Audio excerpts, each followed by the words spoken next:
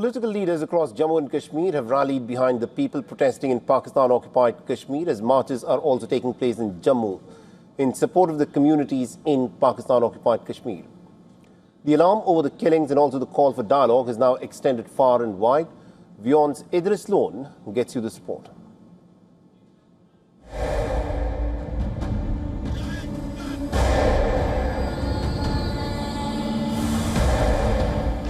The visuals from Pakistan-occupied Kashmir in the past few days and even now has triggered global shock.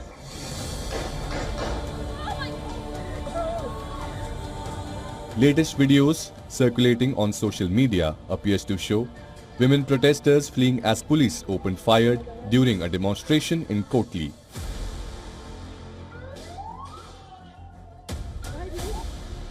"50 women were reportedly injured as police resorted to lathi charge, pellet guns and tear gas shells.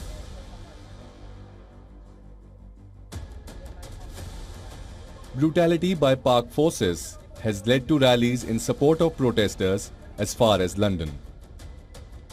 Hundreds marched from Hyde Park to the Pakistan High Commission in London, raising slogans in support of people of POK.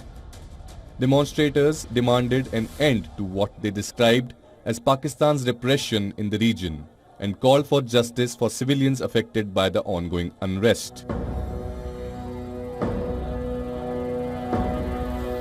Even in India, political leadership of Jammu and Kashmir has raised an alarm over protests and killing in Pakistan-occupied Kashmir.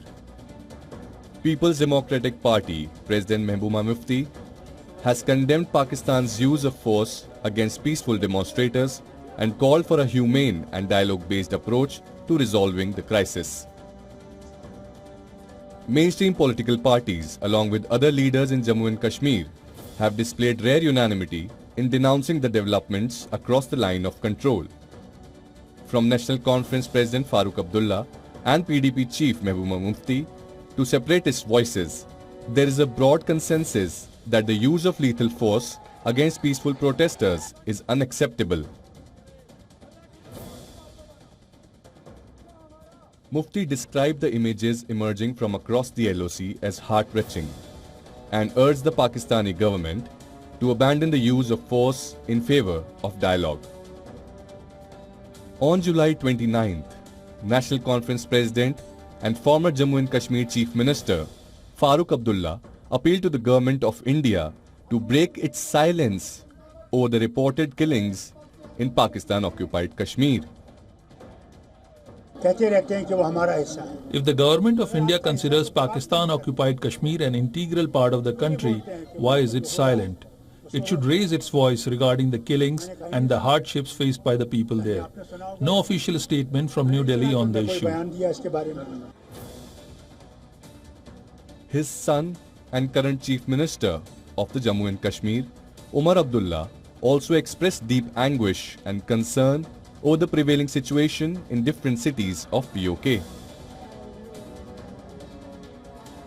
The reports emerging from the region are deeply disturbing, noting that ordinary innocent citizens are being targeted and force is being used against them. I hope that peace and normalcy will be restored there as soon as possible.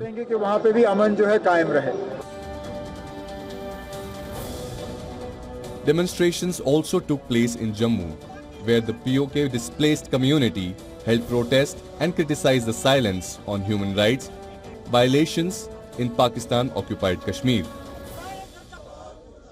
For all the latest news, download the Vyon app and subscribe to our YouTube channel.